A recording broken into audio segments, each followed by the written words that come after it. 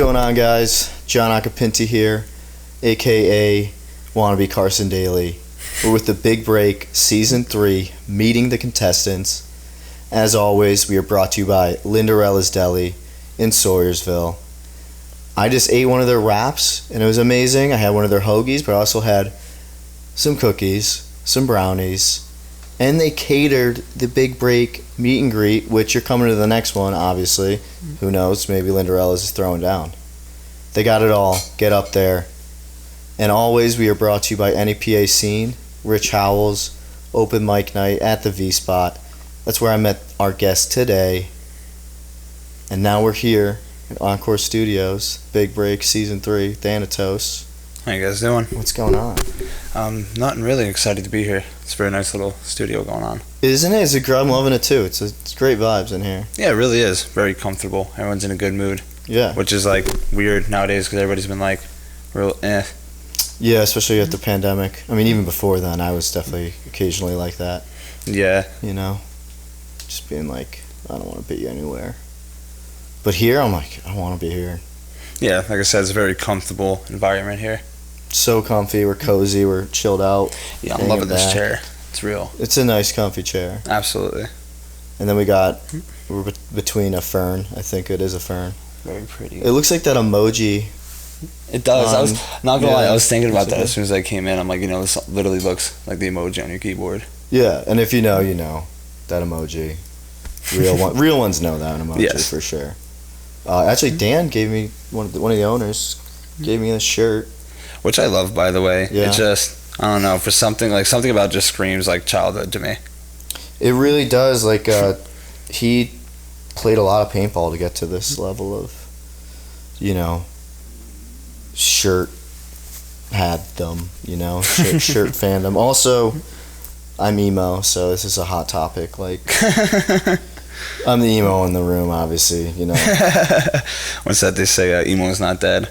Emo is not dead. MGK is reviving it with his illustrious, emo girl. I think that's going to be up for a Grammy, or maybe just like it's just injected into everyone's brain and it just plays at all times. Right? Yeah, I've definitely heard it on the radio from time. Yeah. Personally, me, not to spark controversy, I'm not the biggest MGK fan, so I necessarily try to avoid hearing it on the radio, but it just seems to pop up like every time I'm switching a station. It's like the worst song ever. And I'm joking. And I do catch myself listening to it. I'll be on my way to work early in the morning and I'll hear it and just like, yeah, whatever, we're just going to let it rock today. Yeah, we're going to let it rock. I mean, you're reviving the actual emo scene, I think, are you taking that? Like, what's your genre, would you say?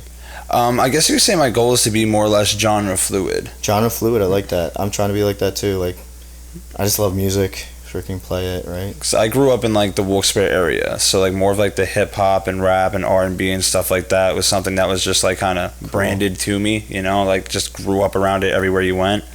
But some of the like CDs and stuff that I found from my deceased mother's collection, I was like, like Kiss, Metallica, Iron Maiden, stuff like that. So as that music started to progress, I started to follow along with it.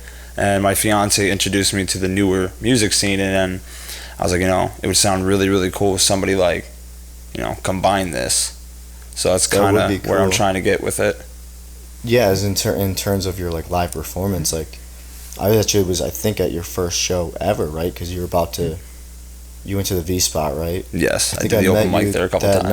That night, out in the patio front area. Yeah, my first ever time stepping foot on a live stage in front of an audience or anything was at the V-Spot's open mic. That is where I met you. Actually, I do remember. And then I thought you were bringing a band because you looked like was like, is that dude like a celebrity? Like you had the celebrity look. You know what I mean? Like, thank you. And I was like, what is this dude about to freaking rock down? And then our producer, Eyal, said it's like you just said, kind of makes sense now. Like you're doing almost a rap type solo act, but with the vocals like the Iron Maiden type vocals, like And it's so super interesting. It's like I said, it was like kind of an inspiration thing. Ghosty Mane was probably one of the first people I heard in the genre fluid area. Who's that? Ghosty Mane. Ghosty. He has like a Suicide Boys kind of sound. But I then like he gets stuff. like Little Peep kind of like. I Yeah. like Little Peep. I don't know if you're into him. I was a little bit. But then he kind of goes off into like a Marilyn Manson kind of genre as well. And he found a good way of mixing like a Suicide Boys and a Marilyn Manson vibe together. Did Go See Mane work? I think him and Lil Peep were in Schema Posse together. I want to say I'm maybe thinking of someone else. I am not 100% Long hair, sure. long brown hair. He had a whole bunch of different colors. I know that. He's done like the blonde. He's done like completely white, silver, black, and blonde. He's got a memorable tattoo like right across his forehead and like a huge goat skull thing on his chest. Might be the same guy. I'm gonna Google it after this, but yeah, no, I'm definitely interested. That makes sense though. For like your lyrics, what kind of themes are we engaging? Is it come within? Like, is it all like? So, everything I write is either what I've been through, going through, or will go through. Everything I write is 100% me. It's very, very real. It's very raw. It's very emotional for me, and I try to make it a little bit less of like surface lyrics. I try to make it like a little bit more of an open concept, because I don't want it to make it sound like it's only about me specifically. My goal is to make it a release for me, to finally have that song that I can put on and be like, yes, this is exactly me. This is my life. This is where I'm at. And hopefully I can have other people find some kind of release by like relating to it when they listen to it. Nice. I like that. Thank you. And I feel like I could, relate to that with just the performance itself was so, like, it was. Thank you. I think I've seen you maybe twice.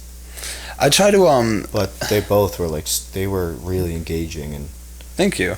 I was gonna say, I try really hard to engage with the audience as much as I can. That helps kind of break the fact that I'm up there by myself. Once I can like engage and get a couple of people to interact with me, I feel like everybody in the audience is there with me instead of just standing there watching me, if you know what I mean. Yeah. It's like you build like a little bit of like a bond with everybody in the audience, and I love talking to people and stuff, getting to say hi and meet everybody before I go up. So like I said, you can build a little bit of a bond. It's more of like a comfortability thing, especially being up there by yourself. It's nerve-wracking. That is not easy and like taking on like a different type of, almost genre, because I've never seen that before. Thank you. And are you looking towards staying alone, or are you trying to get a band going, or? So actually, that's been a topic on the table for quite some time now, and I've been putting thought into it. I think as of right now, I do plan on staying solo, just due to the fact that in the past I've put together 2 or 3 groups, getting everybody together to practice, agree on show dates, and then agree on who pays what for this, that, and a third. It just got so stressful. It's gotten to a point where I was trying to set up a show with a band that I had, and everybody kind of just bailed last minute. And that's when I kind of I put the little dream of music in like a butterfly jar on the shelf for a little bit. And then you just had a resurgence. You're like, why not just do it myself? My fiance inspired me, actually. I was just sitting there one day. I had recently gotten sober, and I was like, I feel like I was given a second chance, and I want to do something with it. What can I do to actually make something for like my kids to look up to me and be proud of me? Because I don't want them to just be like, yeah, my dad got sober, cool, whatever. Like, no, I want to show them that you can make mistakes in life, and you can learn from them and be twice the better person you were before you made those mistakes. And so I was talking to her, and she's like, why don't you just put out a status? And I did, and Eric Navrosky and Andrew Blank were mentioned like numerous times in the comments. So I reached out to them, and I went over to their studio, and they helped me create Hello.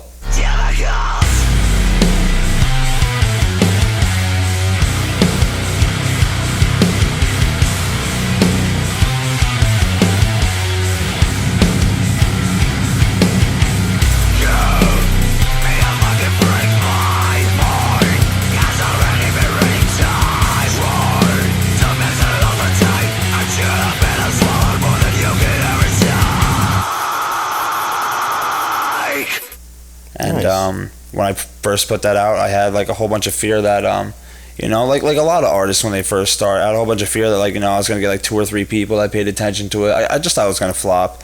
And then when I seen the reactions and everybody asking me for more, that I was like, wow, this is possible. Like, I can actually one day have my dream of doing what I want, doing what I love, and having my family be taken care of from that, instead of having to break my back every day working in a garage trying to figure out, am I going to have enough money for rent this month?